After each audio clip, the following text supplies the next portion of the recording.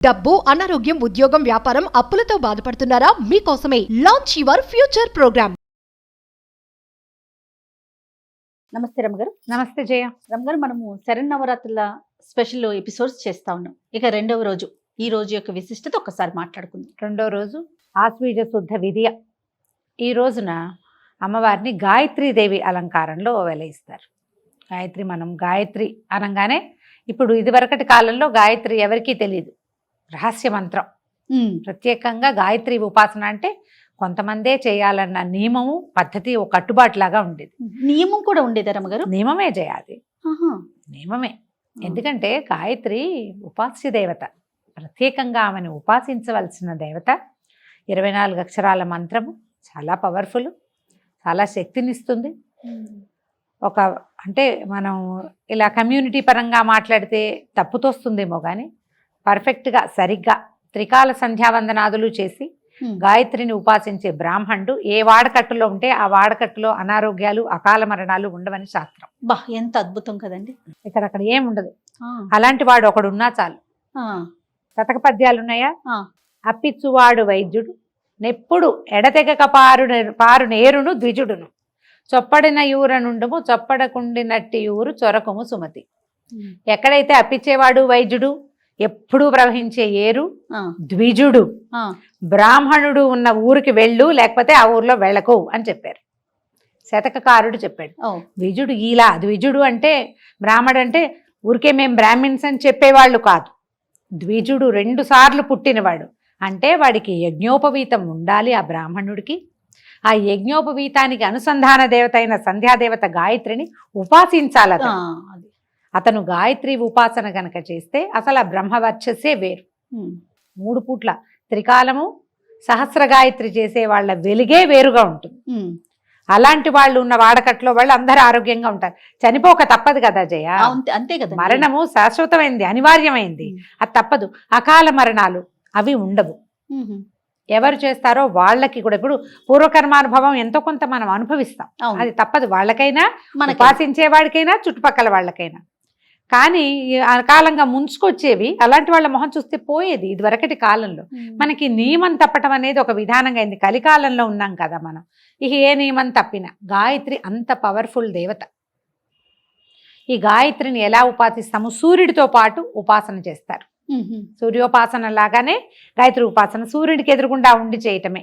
త్రికాలాల్లో చేయటం అంటే సూర్యోదయము, మధ్యాహ్నము, సూర్యుడు మధ్యం దిన మార్తాండుగా ఉన్నప్పుడు, సూర్యుడు అస్తమించే సమయంలోను, ఈ 3 కాలాల్లోనూ సూర్యుడికి అర్ఘ్యం ఇవ్వటము, గాయత్రి చెప్పుకోవటము, ఈ 2 అనుసంధానంగా ఉంటాయి, కలిసి ఉండేవన్నమాట.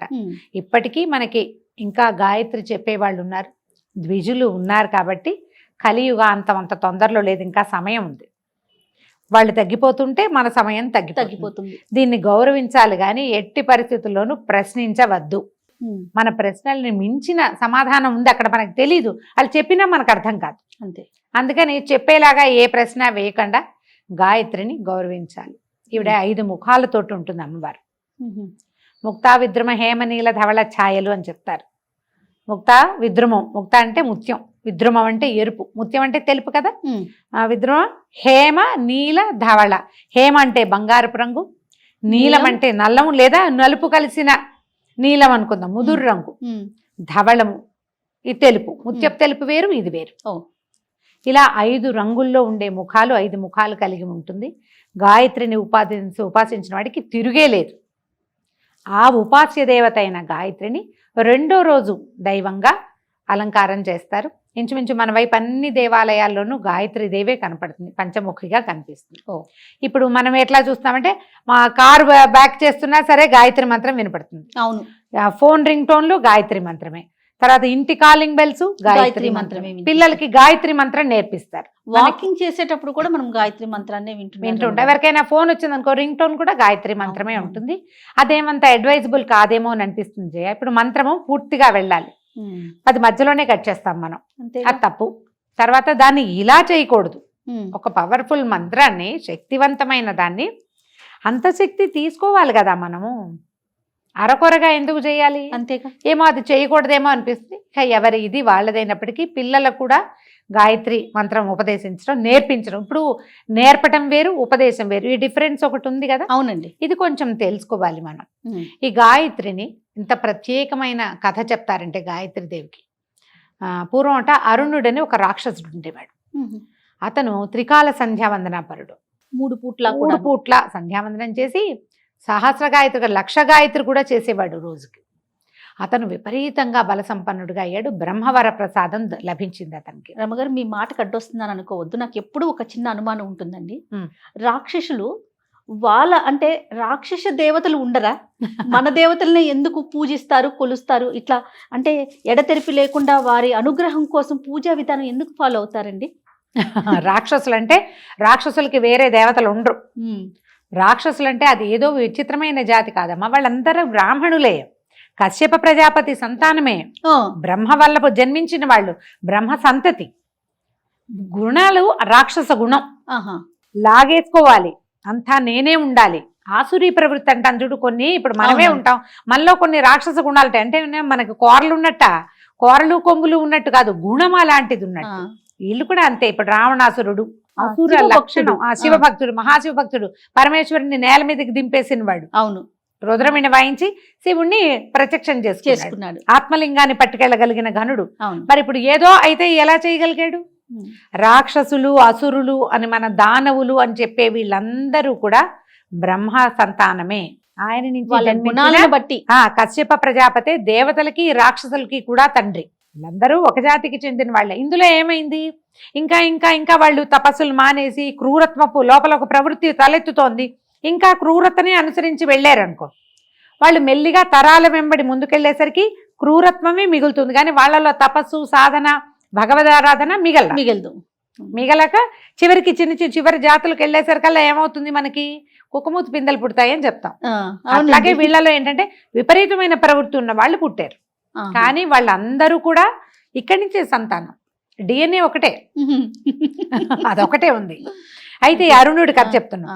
అరుణుడు తీవ్రమైన తపస్సు చేసి అతను ఎట్లాంటి వరం సంపాదించాడంటే, నాకు మరణం వద్దు, నో మరణం అని అడిగాడు. బ్రహ్మదేవుడు ఒప్పుకోలే, నాయన మరణం లేకుండా వరం కుదరదు, మరణం అనివార్యం, కావాలంటే నువ్వు ఇంకో కొన్ని వేల ఏళ్ళు బతకచ్చు, వరం మార్చి అడగమంటే, అయితే ద్విపాత్తులు చతుష్పాత్తుల వల్ల మరణం లేదు అని అడిగాడు. మరణం లేకుండా వరం కావాలి. ద్విపాత్తులంటే మనలాగా 2 కాళ్ళ మీద నడిచేవాళ్ళు, చతుష్పాత్తులంటే జంతువులు, 4 కాళ్ళ మీద నడిచే ఏ జంతువు వల్ల. ఇప్పుడు ద్విపాత్తులతో మరణం లేదనుకో, మనుషులతో లేదు, అప్పుడు ఏ పులినో ఏ సింహాన్నో చేసి చంపేస్తారు. అమ్మవారు చాలా సార్లు చేసింది అట్లా. అవునండి కదా. అందుకని ఏం చేశాడు, ద్విపాత్తుల వల్ల మరణం వద్దు, చతుష్పాత్తుల వల్ల మరణం వద్దు, నాకు ఈ రెండిటి వల్ల మరణం లేకుండా వరం ఇవ్వమని కోరుకున్నాడు. కానీ ఇతన్ని ఎట్లా చంపాలో వీళ్ళకి తెలియలే. అప్పుడు పరమేశ్వరుడి దగ్గరికి వెళ్తే ఆయన ఏం చెప్పాడంటే, ఇతను గాయత్రి మంత్ర అనుష్ఠానపరుడు, గాయత్రి మానేస్తేనే వీడిని మీరు సంహరించగలరు అని చెప్పేసరికి వీళ్ళు బాగా ఆలోచించి, నువ్వు మంత్రం చేస్తున్నావు, అది మానే అంటే వాడు ఎందుకు మానతాడు, అదే నీ బలం రా అంటే అసలు మాంట కదా. బృహస్పతిని ప్రేరేపించి పంపించారట దేవతలు. అప్పుడు బృహస్పతి వెళ్ళి సోదరా అని సంబోధిస్తే అరుణుడికి నచ్చల. నేనేమో దేవతలకు శత్రువుని, త్రిలోకాలు ముల్లోకాలు నేను జయించి నా చేతిలో పెట్టుకున్నా, నువ్వేమో నా శత్రువుల గురువువి, నేనెట్లా నీకు సోదరుణ్ణి అవుతానంటే, అదేమిటి నాయన, నువ్వు గాయత్రి మంత్రానుష్ఠానపరుడి, నేను గాయత్రి మంత్రానుష్ఠానపరుడిని, ఒకే మంత్రాన్ని అనుసంధానం చేసేవాళ్ళు ఒక్కో గురువు దగ్గర చెప్పుకున్నట్టు. అంటే మనం ఏమయ్యాం, సహాధ్యాయులు సోదరులు అవుతారు సహజంగా.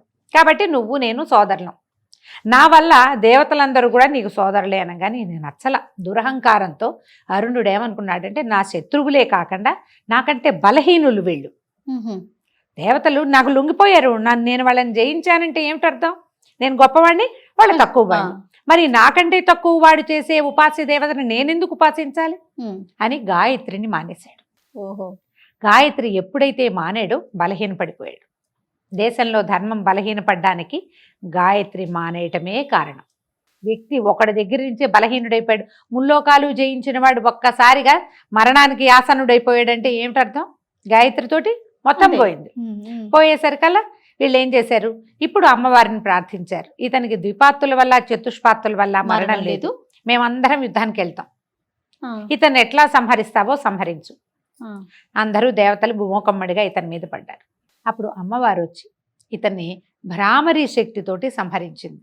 ఇతనికి చతుష్పాతులు ద్విపాతులు కాకుండా ఇంకేమున్నాయి, మనకి ఇంకే వేరే కాళ్ళు ఉన్న జంతువులు లేవు. అదే కదా. అమ్మవారి దగ్గర ఉండేటువంటి భ్రమరము ఎన్ని కాళ్ళు ఉంటాయి, దానికి 6 కాళ్ళు ఉంటాయి. షట్పది అంటారు దాన్ని. అవును, షట్పదము అంటే భ్రమరం. కొన్ని కోట్ల కొద్ది భ్రమరాలు వచ్చి ఇతన్ని సంహరించినాయి. వాడు వరం ఎంత బాగా కోరుకున్నాడో చూడు. రాక్షసుల వరాలన్నీ ఇలాంటి విచిత్రమైనవే. హిరణ్యకశిపుడు అడిగాడు, నరుల వల్ల వానరుల వల్ల మరణం లేదు, ఇలా కావాలి, వాకిట్లో కావాలి, బయట కావాలి, ఇంట కావాలి అని అడిగాడు. ఇన్ని రకాల వరణాలు లేవు, ఇన్ని రకాల వరాలు ఎక్కడో చోట అడ్జస్ట్ అయ్యి చివరికి ఏం చేశారు, నరసింహమూర్తి వచ్చాడు. అంతే. రావణాసురుడు అడిగాడు, నరుల వల్ల వానరుల వల్ల మరణం వద్దు అని. నరులు వానరులు కలిసికట్టుగా వెళ్ళి రావణాసురుడిని సంహరించారు. అలాగే అవుతాయి రాక్షసుల విపరీత వరాలన్నీ మనకి ఉపయోగపడేవి. ఆ తర్వాత అమ్మవారు భ్రామరి స్వరూపంతో వెలసిందట. ఇప్పుడు మనకి శ్రీశైలంలో ఉన్నటువంటి భ్రమరాంబికాదేవి ఆ శక్తి యొక్క అంశే అంటారు. ఆమెని దగ్గర ఉండేటువంటి ఆ నాదమే భ్రామరిగా మారింది. ఓంకారంలో ఒక రకమైన శబ్దం వస్తుంది, అంటుంది. అది మనం మీరు లోపల ఓంకారం చేసుకుని చూడండి. అవునండి. ఒక నిమిషం తర్వాత పెదవులు మొహం అంతా తిమిరికిపోయినట్టు అయిపోతుంది, వైబ్రేషన్ లాగా అనిపిస్తుంది. ఈ షట్పదము తిరుగుతుంటే ఆ వైబ్రేషన్ వస్తుంది. ఆ వైబ్రేషన్ నుంచి పుట్టినవే ఇవి. అవి వెళ్ళి సంహరించినవి. గాయత్రి అంత పవర్ఫుల్. ఆమె వల్లే ఈ స్వరూపం భ్రామరి స్వరూపం వచ్చింది. అయితే ఈ రోజున అమ్మవారికి కొబ్బరి అన్నం నివేదన చేస్తారు. ఈవిడ ఎర్రటి రంగులో ఉంటుంది, 5 ముఖాలు కనిపిస్తాయి కదా, ఎర్రని వస్త్రధారణ చేస్తుంది. అక్కడక్కడ కాషాయ వస్త్రధారణ కూడా మనకు చూపిస్తారు గాయత్రికి. కాషాయం రిచ్ ఆరెంజ్ కలర్ కానీ ఎరుపు మనం వేసుకున్న లాంటి ఎర్రటిదైనా వస్త్రాన్ని సమర్పించవచ్చు. మందార పువ్వులు సమర్పించండి. ఈ గాయత్రికి అష్టోత్తరం చక్కగా దొరుకుతుంది. ఒక ప్రార్థనా శ్లోకం కూడా చక్కటి శ్లోకాలు దొరుకుతాయి. ఒక ప్రార్థనా శ్లోకం చేసుకోవటము, కొబ్బరన్నం నివేదన చేయటం. దాంతో పాటుగా మనం రోజువారీ పెడుతున్నట్టుగానే పెసరపప్పు, నానబెట్టిన పెసరపప్పు ఏమంటాం, వడపప్పు, తర్వాత పానకం నివేదన చేసుకోవటం. ఉదయకాలం చేయగలిగినంత సేవాకాలం చేసుకుని సాయంకాలం కనుక మనం ఈ అమ్మవారిని పూర్తిగా ఆరాధన చేసుకోవచ్చు. గాయత్రి ప్రత్యేకమైన స్వరూపంలో కనిపిస్తుంది. ఈ 5 ముఖాలున్న స్వరూపంతో అమ్మవారిని ఉపాసన చేసి నమస్కారం చేసుకుంటే అత్యద్భుతమైన ఫలితం వస్తుంది. ముందు ఈవిడ సంధ్యాదేవత అవటం వల్ల మనకి మనుషులకి బద్ధకము అవి తగ్గుతాయి, నియమపాలన అవి ఏర్పడతాయి. దానికోసం మనం ఈ అమ్మని ఆరాధించాలి. రమ్మగారు, శరన్నవరాత్రులు ఏ రోజుకు ఆ రోజే ప్రత్యేకం కదా. అవును. అత్యంత శక్తి గల రోజు అంటే ఏం చెప్పుకోవాలంటారు? దుర్గాష్టమి చెప్పాలి. అష్టమి అనండి. అష్టమి అమ్మవారు ఆ రోజు జన్మించిందని చెప్తారు. అష్టమి నాడు అంటే అప్పటిదాకా సాత్విక స్వరూపాల్లో కనపడుతున్న అమ్మ తీవ్ర రూపం దాల్చింది దుర్గా అష్టమి రోజు, అష్టమి నాడు. అక్కడి నుంచి చూడు, అష్టమి నవమి నాడు పూర్తిగా అమ్మవారు ఒక విపరీతమైన స్వరూపంలోకి వచ్చేసింది. ఇక ఇవన్నీ చూడు, సాత్విక రూపాలు బాల, గాయత్రి, కాత్యాయని, మహాలక్ష్మి, సరస్వతి సాత్విక రూపాల్లో కనిపిస్తుంది. ఆమె ప్రయత్నం చేసింది సాత్విక రూపాలలో రాక్షసుల్ని సంహరించడానికి, దుష్ట శిక్షణ చేయడానికి ప్రయత్నం చేసింది. సాత్విక రూపంతో సాధ్యపడటం లేదు అని తెలిసిన కొందికి మనకి సరస్వతి స్వరూపం కూడా శుద్ధ సాత్విక స్వరూపంలాగా కనబడుతుంది. కానీ నీల సరస్వతి స్వరూపంలోనే ఆవిడ శుంభుల్ని వధించిందని చెప్తారు. మూలా నక్షత్రం రోజు, మూలా నక్షత్రం అప్పుడే ఆవిడ జన్మ నక్షత్రము అదేను. అప్పటికే ఆవిడ రూపం మార్చుకుంది. ఆ తర్వాత వచ్చేటువంటి చండీ స్వరూపం సప్తమి నాడు చండీ, అష్టమి నాడు దుర్గా. క్రమంగా చూడు, దుర్గాకి వచ్చేసరికి తీవ్రమైన స్వరూపం వచ్చేస్తుంది. అంటే ఏమైనా సరే వీళ్ళని పూర్తిగా అణచాలంటే సంహరించాల్సిందే. దానికోసమని ఇలాంటి సంహార శక్తిగా రూపం దాల్సిందేనని భావించి అక్కడికి స్వరూపం పూర్తిగా మార్చుకుంది. మనం ఎక్కడ చూసినా పవర్ఫుల్ స్వరూపము, శక్తి స్వరూపిణిగా కనపడుతుందంటే దుర్గా స్వరూపమే. సంతోషం గారు, నమస్తే. నమస్తే జయ.